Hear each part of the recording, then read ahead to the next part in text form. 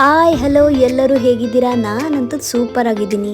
ಇವತ್ತು ಡಿಫ್ರೆಂಟ್ ಆಗಿ ಏನಾದರೂ ಒಂದು ಸ್ವೀಟ್ ಮಾಡೋಣ ಅಂತ ಅನ್ಕೊಂಡೆ. ಅವಾಗ ತಲೆಗೆ ಬಂದಿದ್ದೆ ಸೀಸನ್ ಇರೋದು ಗೆಣಸಿಂದು ಅಂತ. ಸೊ ಅದಕ್ಕೆ ಗೆಣಸಿನ ಹೋಳಿಗೆ ಮಾಡೋಣ ಅಂತ ಇದು ನಿಮ್ಗೂ ತೋರಿಸ್ತಾ ಇದ್ದೀನಿ. ಮೊದಲಿಗೆ ನಾನಿಲ್ಲಿ ಒಂದು ಬೌಲ್ನ ತಗೊಂಡಿದ್ದೀನಿ. ಈ ಬೌಲ್ಗೆ 2ರಿಂದ 2.5 ಕಪ್ ಮೈದಾ ಹಿಟ್ಟನ್ನ ಯೂಸ್ ಮಾಡ್ಕೊಂಡಿದ್ದೀನಿ. ಇಷ್ಟು ಮೈದಾ ಹಿಟ್ಟಲ್ಲೇ ನಾವು 10ರಿಂದ 12 ಹೋಳಿಗೆಗಳನ್ನ ಮಾಡ್ಕೋಬಹುದು. ನೀವು ಬೇಕಿದ್ರೆ ಜಾಸ್ತಿ ಕ್ವಾಂಟಿಟಿಯಲ್ಲಿ ಮಾಡ್ತಾ ಇದ್ದೀವಿ ಅಂದ್ರೆ ಜಾಸ್ತಿ ಹಿಟ್ಟನ್ನ ಯೂಸ್ ಮಾಡ್ಕೊಂಡು ಮಾಡ್ಬೋದು. ಇದಕ್ಕೆ ನಾನಿಲ್ಲಿ ಸ್ವಲ್ಪ ಚಿಟಿಕೆ ಉಪ್ಪನ್ನ ಯೂಸ್ ಮಾಡ್ಕೊತಾ ಇದ್ದೀನಿ. ಉಪ್ಪಾದ್ಮೇಲೆ ಸ್ವಲ್ಪ ಕುಕಿಂಗ್ ಆಯಿಲ್ನ ಯೂಸ್ ಮಾಡ್ತಾ ಇದ್ದೀನಿ. ಆಯಿಲ್ನ ಯೂಸ್ ಮಾಡಿದ್ಮೇಲೆ ಎಷ್ಟು ನೀರು ಬೇಕೋ ಅಷ್ಟು ನೀರು ಹಾಕ್ಕೊಂಡು ಚೆನ್ನಾಗಿ ಇದನ್ನ ಕಲ್ಸ್ಕೋಬೇಕು. ಹಿಟ್ಟನ್ನ ಇಲ್ಲಿ ಸಾಫ್ಟ್ ಆಗಿ ಕಲ್ಸ್ಕೊಂಡ್ರೆ ಹೋಳಿಗೆ ತುಂಬಾನೇ ಚೆನ್ನಾಗಿ ಟೇಸ್ಟಿಯಾಗಿ ಬರುತ್ತೆ. ಹಿಟ್ಟನ್ನ ಅತಿ ಗಟ್ಟಿಯಾಗಿ ಕಲ್ಸ್ಕೋಬೇಡಿ. ಈ ಗೆಣಸಿನ ಹೋಳಿಗೆನ ಮಾಡೋಕ್ಕೆ ಜಾಸ್ತಿ ಇಂಗ್ರೀಡಿಯೆಂಟ್ಸ್ ಏನು ಯೂಸ್ ಆಗೋದಿಲ್ಲ. ಮನೆಯಲ್ಲೇ ಇರುವಂತಹ ಕಡಿಮೆ ಇಂಗ್ರೀಡಿಯೆಂಟ್ಸ್ನ ಯೂಸ್ ಮಾಡಿಕೊಂಡು ಇದನ್ನ ತುಂಬಾ ಟೇಸ್ಟಿಯಾಗಿ ರೆಸಿಪಿನ ಟ್ರೈ ಮಾಡ್ಬೋದು. ಈ ಸೀಸನ್ನಲ್ಲಿ ಸಿಗುವಂತಹ ಗೆಣಸನ್ನ ಕೆಲವರು ಬೇಯಿಸ್ಕೊಂಡು ತಿಂತಾರೆ, ಕೆಲವರು ಹಸಿದೆ ಹಾಗೆ ತಿಂತಾರೆ, ಇನ್ನು ಕೆಲವರು ತಿನ್ನೋಕೆ ಇಷ್ಟನೇ ಪಡೋದಿಲ್ಲ. ಅಂಥವ್ರು ಈ ರೀತಿ ಹೋಳಿಗೆನ ಮಾಡಿಕೊಂಡು ತಿಂದರೆ ನಿಜವಾಗ್ಲೂ ಗೆಣಸು ಹಾಕಿದ್ದೀವಿ ಅಂತ ಅನ್ಸೋದೇ ಇಲ್ಲ. ಅಷ್ಟು ಟೇಸ್ಟಿಯಾಗಿ ಬರುತ್ತೆ. ತುಂಬಾನೇ ಚೆನ್ನಾಗಿರುತ್ತೆ ರೆಸಿಪಿ. ನೀವು ಒಂದ್ಸತಿ ಮನೆಯಲ್ಲಿ ಟ್ರೈ ಮಾಡಿ. ಹೋಳಿಗೆ ಮಾಡೋದಕ್ಕೆ ಹಿಟ್ಟನ್ನ ಎಷ್ಟು ಸಾಫ್ಟ್ ಆಗಿ ಮಾಡ್ಕೋತೀವಿ ಅಷ್ಟು ತುಂಬಾನೇ ಒಳ್ಳೇದು. ಕೈಗೆ ಇದು ಅಂಟಬಾರ್ದು. ನೋಡಿ ಇಲ್ಲಿ ಹಿಟ್ಟು ಕಲಸಿದ್ದಾಯ್ತು. ಇದು ಸ್ವಲ್ಪ ನೆನೆಯೋಕ್ಕೆ ಬಿಡಬೇಕು. ಹಿಟ್ಟು ಎಷ್ಟು ನೆನೆಯುತ್ತೋ ಅಷ್ಟು ಒಳ್ಳೇದು. ನೆಕ್ಸ್ಟ್ ನಾನಿಲ್ಲಿ ಸ್ವಲ್ಪ ಗೆಣಸನ್ನು ತಗೊಂಡಿದ್ದೀನಿ.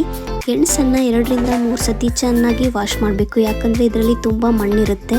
ಪ್ರತಿ ಸೀಸನ್ನಲ್ಲೂ ಒಂದೊಂದು ವೆರೈಟಿ ಆದಂತಹ ತರಕಾರಿ ಹಾಗೂ ಹಣ್ಣುಗಳು ಬರ್ತಾನೆ ಇರುತ್ತೆ. ಅದರಲ್ಲಿ ಒಂದಾದಂತಹ ಈ ಗೆಣಸು ಆರೋಗ್ಯಕ್ಕೆ ತುಂಬಾನೇ ಉತ್ತಮವಾಗಿದೆ ಅಂತ ಹೇಳ್ಬೋದು. ಈ ಡಿಸೆಂಬರ್ ಇಂದ ಫೆಬ್ರವರಿವರೆಗೂ ಈ ಗೆಡ್ಡೆ ಗೆಣಸಿನ ಸೀಸನ್ ಇರುತ್ತೆ. ಒಂದು ಕುಕ್ಕರ್ಗೆ ಗೆಣಸನ್ನ ಹಾಕಿದ ನಂತರ ನಾನಿಲ್ಲಿ ನೀರನ್ನ ಹಾಕೋತಾ ಇದ್ದೀನಿ. ಇದಕ್ಕೆ ಸ್ವಲ್ಪನೇ ರುಚಿಗೆ ತಕ್ಕಷ್ಟು ಉಪ್ಪನ್ನ ಯೂಸ್ ಮಾಡ್ಕೋತಾ ಇದ್ದೀನಿ. ಇದಾದ್ಮೇಲೆ ಒಂದೇ ಒಂದು ವಿಸಲ್ನ ನಾನಿಲ್ಲಿ ಕೂಗಿಸ್ಕೊತಾ ಇದ್ದೀನಿ.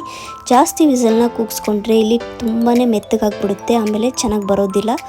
ನಂತರ ನಾನಿಲ್ಲಿ ಒಂದು ಉಂಡೆ ಬೆಲ್ಲವನ್ನು ತಗೊಂಡಿದ್ದೀನಿ. ಇನ್ನು ಚೆನ್ನಾಗಿ ಪುಡಿ ಮಾಡ್ಕೋಬೇಕು. ನಾನಿಲ್ಲಿ ಪೂರ್ತಿಯಾಗಿ ಒಂದು ಉಂಡೆ ಬೆಲ್ಲವನ್ನ ಯೂಸ್ ಮಾಡ್ತಾ ಇಲ್ಲ, ಸ್ವಲ್ಪ ಮಾತ್ರ ಯೂಸ್ ಮಾಡ್ಕೋತಾ ಇದ್ದೀನಿ. ನಿಮಗೆ ಸ್ವೀಟ್ ಜಾಸ್ತಿ ಬೇಕು ಅಂದ್ರೆ ನೀವು ಜಾಸ್ತಿ ಹಾಕೋಬಹುದು.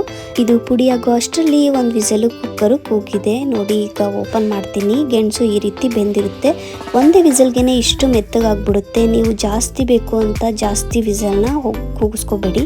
ನೋಡ್ತಾ ಇದ್ದೀರಲ್ವಾ, ಒಂದು ವಿಸಲ್ಗೆನೆ ಎಷ್ಟು ಮೆತ್ತಗೆ ಬೆಂದ್ಬಿಟ್ಟಿದೆ ಅಂತ. ಇದು ಜಾಸ್ತಿ ಮೆತ್ತಗಾದ್ರೆ ಆಮೇಲೆ ಹೂರ್ಣ ಗಟ್ಟಿಯಾಗಿ ಬರೋದಿಲ್ಲ, ತುಂಬಾನೇ ತೆಳುವಾಗ್ಬಿಡುತ್ತೆ. ನಂತರ ಒಂದು ಪ್ಯಾನ್ ತಗೊಂಡು ಇದಕ್ಕೆ ಪುಡಿ ಮಾಡಿರುವಂತಹ ಬೆಲ್ಲವನ್ನ ನಾನು ಹಾಕೋತಾ ಇದ್ದೀನಿ. ನಾನು ಮೊದಲಿಗೆ ಹೇಳ್ದಾಗೆ ನಾನಿಲ್ಲಿ ಪೂರ್ತಿ ಒಂದು ಉಂಡೆ ಬೆಲ್ಲವನ್ನ ಯೂಸ್ ಮಾಡ್ಕೋತಾ ಇಲ್ಲ, ಸ್ವಲ್ಪ ಮಾತ್ರ ಬೆಲ್ಲವನ್ನ ಹಾಕೋತಾ ಇದ್ದೀನಿ. ಬೆಲ್ಲ ಹಾಕಿದ ನಂತರ ಕೆಲವರು ನೀರನ್ನ ಆಡ್ ಮಾಡ್ತಾರೆ. ನೀರನ್ನ ಹಾಕೋಬೇಡಿ. ನೀರನ್ನ ಹಾಕಿದ್ರೆ ತುಂಬಾ ತೆಳುವಾಗ್ಬಿಡುತ್ತೆ, ಆಮೇಲೆ ಹೂರ್ಣ ಅದಕ್ಕೆ ಬರೋದಿಲ್ಲ. ಇಲ್ಲಿ ಬೆಲ್ಲವನ್ನ ಒಂದು ಕನ್ಸಿಸ್ಟೆನ್ಸಿಗೆ ಬರುವವರೆಗೂ ಚೆನ್ನಾಗಿ ಬಾಡಿಸ್ತಾನೆ ಇರಿ. ನೋಡ್ತಾ ಇದ್ದೀರಲ್ವಾ, 4ರಿಂದ 5 ನಿಮಿಷ ಲೋ ಫ್ಲೇಮಲ್ಲಿ ಇಟ್ಕೊಂಡು ಇದನ್ನ ಈ ರೀತಿ ಕೈ ಆಡಿಸ್ತಾ ಇರಿ. ನಿಮಗೆ ವ್ಯತ್ಯಾಸ ಗೊತ್ತಾಗ್ತಾ ಇರುತ್ತೆ. ನೋಡಿ ಇದು ಸ್ವಲ್ಪನೇ ನೀರು ಬಿಡ್ಕೊತಾ ಇರುತ್ತೆ. ಮತ್ತು ಇದಕ್ಕೆ ಯಾರು ನೀರು ಆ್ಯಡ್ ಮಾಡಿಬಿಡಿ. ನೋಡಿ ಇವಾಗ ಸ್ವಲ್ಪ ಕುದಿ ಬರ್ತಾ ಇದೆಯಲ್ಲ, ಇದಕ್ಕೆ ನಾನು ಇವಾಗ ತುರ್ದು ಅಥವಾ ಸ್ಮ್ಯಾಶ್ ಮಾಡಿರುವಂತಹ ಸಿಹಿ ಗೆಣಸನ್ನ ಆ್ಯಡ್ ಮಾಡ್ತಾ ಇದ್ದೀನಿ. ಈ ಸಿಹಿ ಗೆಣಸು ಹಾಕಿದ ತಕ್ಷಣ ಚೆನ್ನಾಗಿ ಮಿಕ್ಸ್ ಮಾಡಿಕೊಂಡು 2ರಿಂದ 3 ನಿಮಿಷ ಹೀಗೆ ಬೇಯಿಸ್ಕೊಳ್ಳಿ.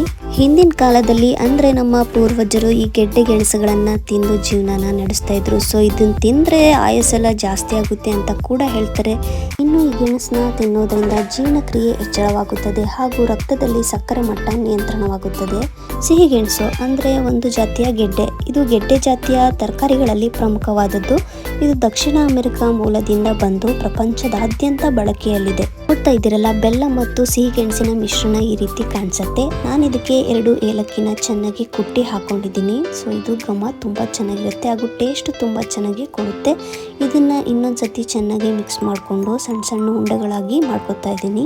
ಹೋಳಿಗೆ ಮಾಡಬೇಕು ಅಂದ ತಕ್ಷಣ ಕೆಲವರು ಮೈಂಡಿಗೆ ಏನು ಬರುತ್ತೆ ಅಂದರೆ ಬೇಳೆ ಹೋಳಿಗೆ ಮಾತ್ರ ಮೈಂಡಿಗೆ ಬರುತ್ತೆ. ಸೊ ಈ ಗೆಣಸಿನ ಹೋಳಿಗೆನ ಒಂದ್ಸತಿ ಟ್ರೈ ಮಾಡಿ ನೋಡಿ.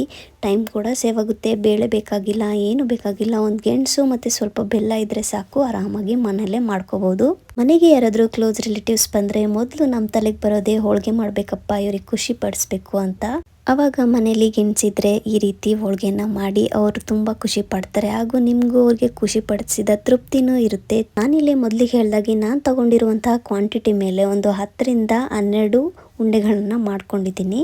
ಅಷ್ಟರಲ್ಲಿ ಇದಕ್ಕೆ ಬೇಕಾಗಿರುವಂತಹ ಹಿಟ್ಟು ಚೆನ್ನಾಗಿ ನೆನ್ಕೊಂಡಿದೆ ಅಂತ ಅಂದ್ಕೊಂಡಿದ್ದೀನಿ. ಸೊ ನೋಡ್ತಾ ಇದ್ದೀರಲ್ವಾ, ಹಿಟ್ಟು ಚೆನ್ನಾಗಿ ನೆಂದರೆ ಈ ರೀತಿ ಎಳೆಯಾಗಿ ಬರುತ್ತೆ.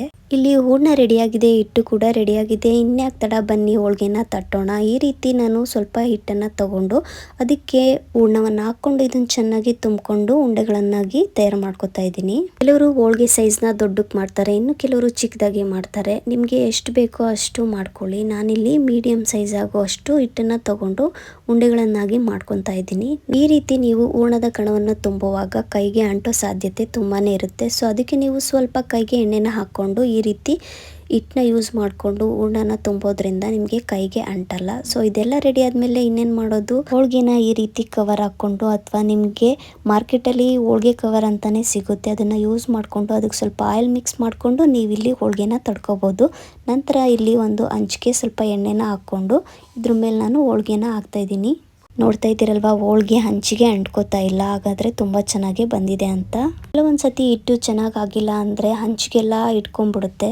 ನೋಡ್ತಾ ಇದ್ದೀರಲ್ಲ, ಈ ಹೋಳಿಗೆ ಎಷ್ಟು ಟೇಸ್ಟಿಯಾಗಿ, ನೋಡಿದ್ರೇ ಎಷ್ಟು ಟೇಸ್ಟಿಯಾಗಿ ಕಾಣಿಸ್ತಾ ಇದ್ದೀನಿ. ಟೇಸ್ಟ್ ಮಾಡೋಕ್ಕೆ ತುಂಬಾ ರುಚಿಯಾಗಿರುತ್ತೆ. ನೋಡಿದ್ರಲ್ಲ, ಇಷ್ಟು ಈಸಿಯಾಗಿ ಮತ್ತು ಸಿಂಪಲ್ ಆಗಿರುವಂತಹ ಸೀಸನಲ್ಲಿ ಸಿಗುವಂತಹ ಸಿಹಿಗೆಣಸನ್ನ ಯೂಸ್ ಮಾಡಿಕೊಂಡು ನಾನಿಲ್ಲಿ ಹೋಳಿಗೆ ಮಾಡೋದನ್ನ ನಿಮಗೆ ತೋರಿಸಿದ್ದೀನಿ. ಈ ವಿಡಿಯೋ ನಿಮಗೆ ಇಷ್ಟ ಆಗಿದೆ ಲೈಕ್ ಮಾಡಿ, ಶೇರ್ ಮಾಡಿ ಹಾಗೂ ನನ್ನ ಚಾನಲ್ನ ಸಬ್ಸ್ಕ್ರೈಬ್ ಮಾಡಿ. Thank you.